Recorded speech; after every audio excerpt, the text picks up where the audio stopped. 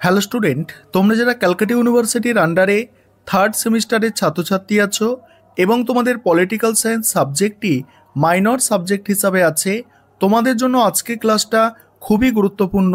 আজকের ক্লাসে তোমাদের একটি মক টেস্টের প্রশ্নপত্র নিয়ে আলোচনা করব। তোমাদের সিলেবাসের মধ্যে থেকে সবথেকে গুরুত্বপূর্ণ প্রশ্নগুলো যেগুলো তোমাদের এবারে পরীক্ষায় আসতে পারে সেই ধরনের প্রশ্ন নিয়ে এই মক টেস্টের প্রশ্নপত্রটা সাজানো হয়েছে। আর তোমরা যারা ইংলিশ ভার্সনের স্টুডেন্ট আছো, তোমরাও আজকে ক্লাসটা দেখো, কারণ মক টেস্টের প্রশ্নপত্রটা তোমরা ইংলিশেও পেয়ে যাবে। আরেকটা বিষয় বলে রাখি, তোমরা যারা পলিটিক্যাল সায়েন্স মাইনর সাবজেক্টটা থার্ড সেমিস্টারে পড়াশোনা করছো, অর্থাৎ তোমরা অন্য কোনো সাবজেক্টে হয়তো অনার্স নিয়েছো, এই সাবজেক্টটা তোমাদের মাইনর অর্থাৎ পলিটিক্যাল সায়েন্স মাইনর সাবজেক্ট হিসাবে আছে, বা তোমরা যারা এমডিসি কোর্সের স্টুডেন্ট আছো তোমাদের মাইনর পলিটিক্যাল সায়েন্স সাবজেক্টটা আছে, তোমাদের জন্য আজকের ক্লাসটা খুবই গুরুত্বপূর্ণ। এবারে তোমরা মক টেস্টের প্রশ্নপত্রটা দেখে নাও। দেখো, প্রথমেই তোমাদের 5 নম্বরের প্রশ্ন লিখতে হয়, সেখানে তোমাদের 3টে প্রশ্নের অ্যান্সার করতে হয়, 5টা প্রশ্ন দেয়া থাকে।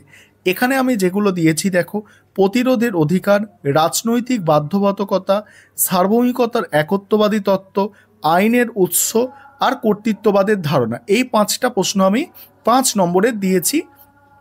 এবারে 15 নম্বরের প্রশ্ন দেখো, মডিউল 1 থেকে 15 নম্বরের প্রশ্ন যেগুলো আমি দিয়েছি দেখো, সার্বভৌমিকতা সম্পর্কে বহুত্ববাদী তত্ত্বটি লেখো। নেক্সট আছে স্বাধীনতা ও সাম্যের মধ্যে সম্পর্ক লেখো, ক্ষমতা ও কর্তৃত্বের মধ্যে সম্পর্ক লেখো। এই 3টে আমি দিয়েছি তোমাদের এখানে মডিউল 1 থেকে 15 নম্বরের। আর আরেকটা বিষয় বলে রাখি, তোমাদের এই সাবজেক্টের ওপর স্টাডি মেটেরিয়াল তৈরি করা হয়েছে। তোমরা যদি এখনও কেউ স্টাডি মেটেরিয়াল পারচেস করতে চাও, স্ক্রিনে দেওয়া নম্বরে যোগাযোগ করতে পারো।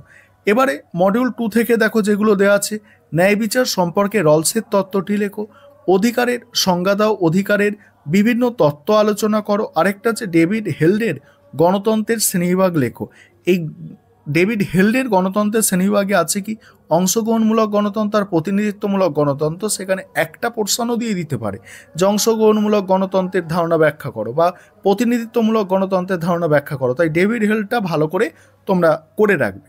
এবার তোমরা যারা ইংলিশ ভার্সনের স্টুডেন্ট আছো, তোমরা দেখে নাও, আমি স্ক্রল করে যাচ্ছি, তোমরা কোয়েশ্চেন পেপারটা দেখে নাও। দেখো, তোমরা কোয়েশ্চেন পেপারটা দেখে নাও।